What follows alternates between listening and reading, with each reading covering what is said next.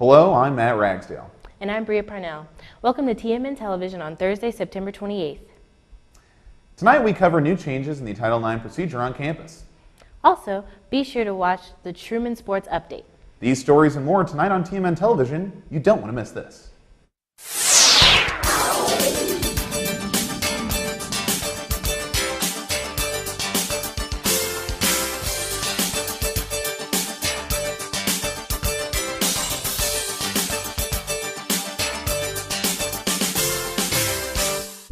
The proposition to make changes to Title IX procedure have been updated since Betsy DeVos's statements.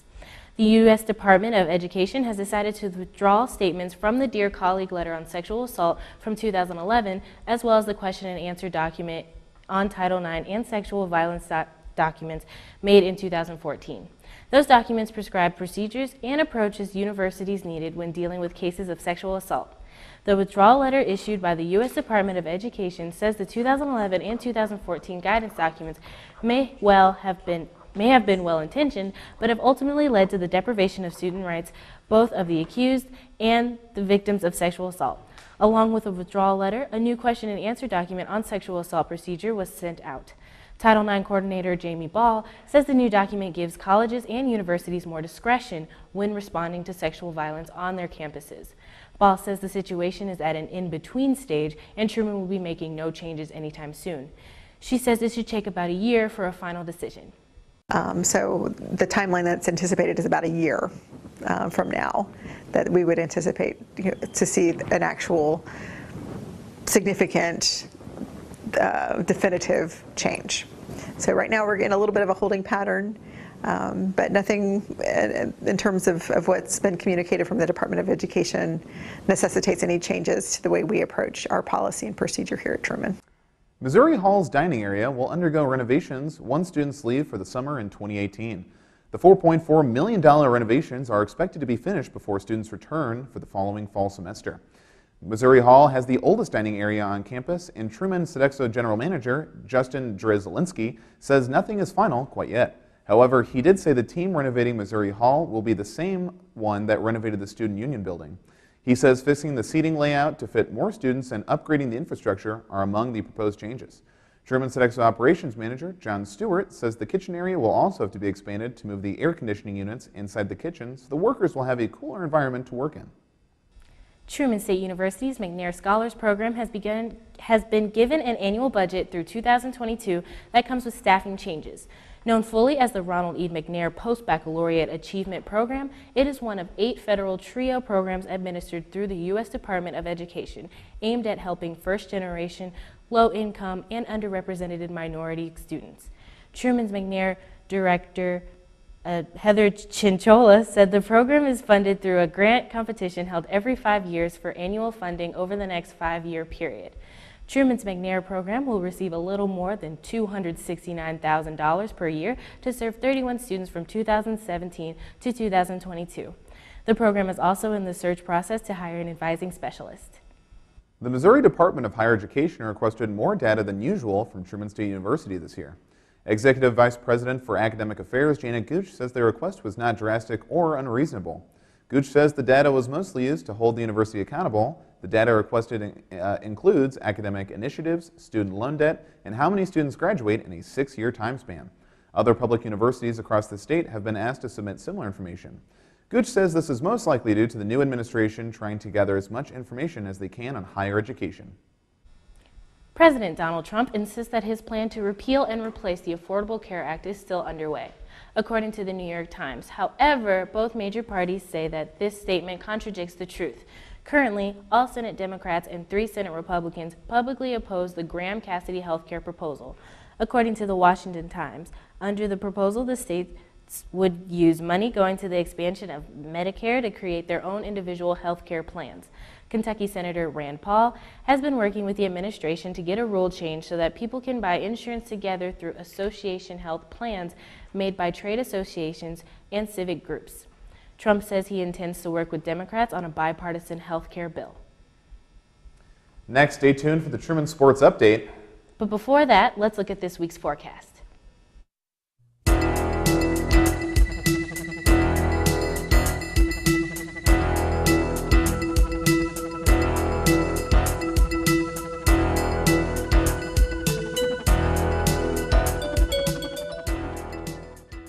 Recently, our country has witnessed catastrophic devastation.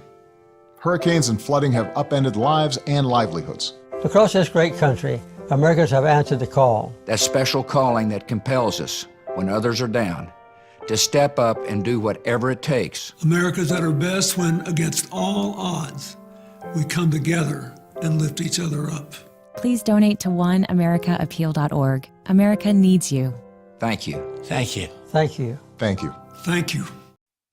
The women's soccer team has won 4 straight games after going winless in their first 4. The Bulldogs defeated Drury University 3-0 last Friday and Missouri University of Science and Technology 2-1 last Sunday. Junior midfielder Jen Seitel scored her first 2 goals of the season against Drury, and the team scored 2 goals within 32 seconds against Missouri S&T. Head coach Mike Cannon says the team has been passing better and the offense is possessing the ball longer, keeping their defense fresh. He also says he's been playing more people than in previous years because he wants to see if the bench players can help the team. We're a little bit fresher. We're able to kind of go at teams a little bit more. It seems like a lot of times we're scoring kind of late in the halves or late in games when we do have some of our kids that aren't starting coming in. Maybe our starting group's kind of wearing teams down, and then the kids are coming in with some energy and able to pop in a goal or create some chances. The Truman State football team had its first win of the season after defeating Lincoln University last Saturday 41-14. The Bulldogs jumped on the Blue Tigers with 21 points in the first quarter after Lincoln made several turnovers, including an interception returned for a touchdown by sophomore defensive back Jordan Siegel. The defense contributed 2 recovered fumbles, 2 interceptions, and 2 sacks. On the offensive side, sophomore running back Jordan Salima ran for a career-high 147 yards, scoring 3 touchdowns. His previous career high came with the Bulldog win against Lincoln last year. After spending 3 weeks away from Kirksville, the volleyball team opened its home schedule last weekend, splitting the 2 games. Despite the 4-6 start going into the weekend, sophomore opposite hitter Jocelyn Livingston says the team is not panicking because they were in the same situation last year and still won the conference.